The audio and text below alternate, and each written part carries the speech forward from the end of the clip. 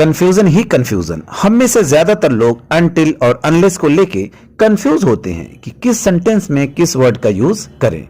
अच्छा, कंफ्यूज हो भी क्यों ना, क्योंकि हम हिंदुस्तानियों की एक गजब की आदत है, बोल चाल में हर सेंटेंस में अगर मगर जब तक कि नहीं बशर्ते बहरहाल जैसे शब्द डाल देते हैं। इस वजह से कंफ्यूजन होना लाजमी सी बात है कि इसे इंग्लिश में कैसे बोलें। जरा एक एग्जांपल देखिएगा, मैं झूठ नहीं बोलता हूं जब तक कि मैं परेशानी में ना हूं। और दूसरा एग्जांपल देखिएगा यहीं पर, तुम नहीं जा सकते हो जब तक कि बारिश बंद ना हो। अब दोनों ही सेंटेंस में जब तक यूज हुआ है तो हमें लगेगा या तो अनटिल दोनों में यूज होगा या अनलेस दोनों में यूज होगा, लेकिन ऐसा नहीं है।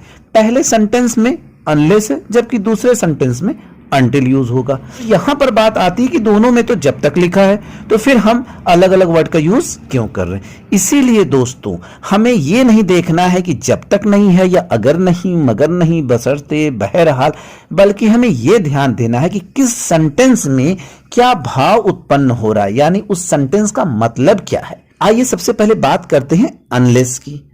अनलेस तब यूज होगा जब कंसेशन की बात हो, यानी कि कहीं एक्सेप्शनल बात हो। I mean unless shows an exception, यानी एक्सेप्शन शो करता है, यानी अपवाद स्वरूप जब बात होती है तो वहां पे अनलेस का यूज करते हैं। जैसा कि हमने पहले एग्जांपल दिया था, मैं झूठ नहीं बोलता हूं जब तक कि मैं परेशानी में ना हूं, या मैं झूठ नहीं बोलता हूं बस कि मैं परेशानी में ना हूं। तो यहां पर एक्सेप्शनल बात है ना, क्योंकि मैं वाकई झूठ नहीं बोलता हूं, मुझे झूठ बोलने की आदत नहीं। हाँ, अगर कोई परेशानी हुई तो मैं झूठ बोल सकता हूं, तो ये एक्सेप्शनल केस है क्योंकि मैं झूठ नहीं बोलता।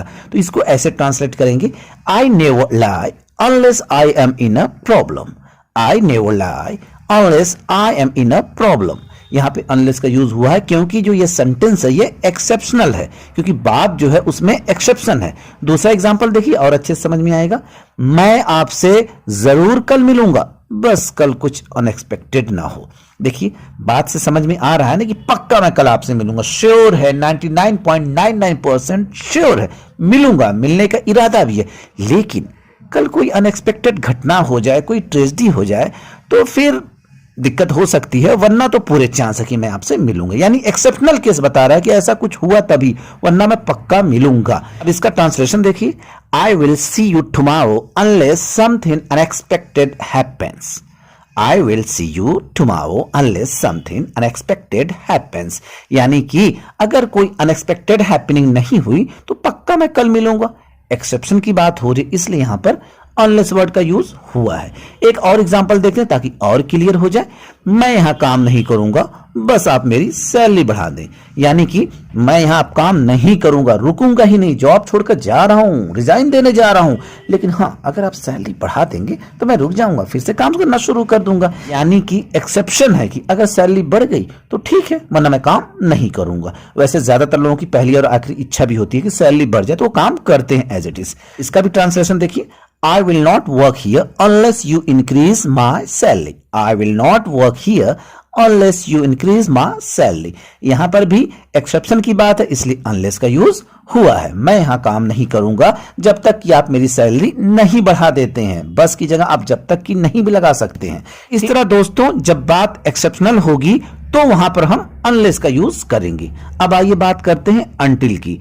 अनटिल का तब यूज करते हैं जब समय बिंदु की बात हो, समय बिंदु तक की बात हो। I mean it shows up to a point of time. जैसे एग्जांपल देखिएगा, you can not go until rain stops.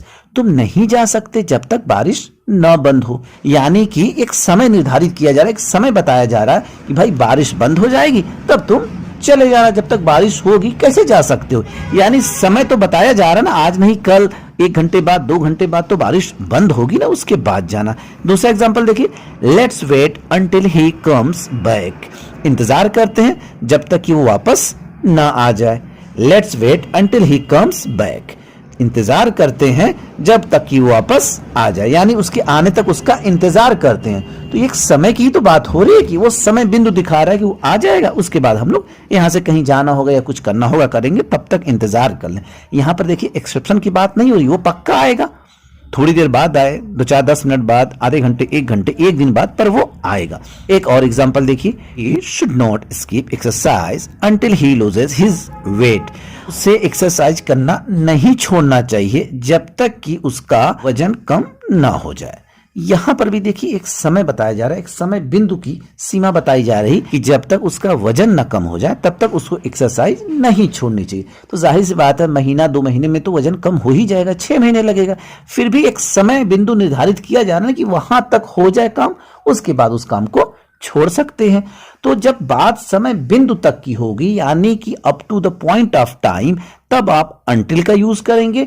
और जब हमारी बातों में एक्सेप्शन झलके, यानी जब कोई बात करें और उस पर यह हो कि अपवाद स्वरूप ये भी हो सकता है, तब वहां पे अनलेस का यूज करेंगे। हिंदी में मत कंफ्यूज होइएगा, जब तक कि नहीं, अगर नहीं, मगर नहीं, बशर्ते, बहरहाल। आप ये ध्यान दीजिएगा कि किसी सेंटेंस में अगर एक्सेप्शन है तो हम अनलेस का यूज करेंगे, और अगर पॉइंट ऑफ टाइम की बात की गई है तो अनटिल का यूज करेंगे। कुछ दिन पहले दोस्तों हमने टिल और अनटिल के डिफरेंसेस को भी एक वीडियो में समझाया था, और मेरे ख्याल से वो आपको अच्छे से समझ में आ गया होगा। अब दोस्तों बताइएगा कमेंट करके कि अनलेस और टिल में क्या फर्क है। फिर मिलते हैं नेक्स्ट वीडियो पे। शुक्रिया दोस्तों।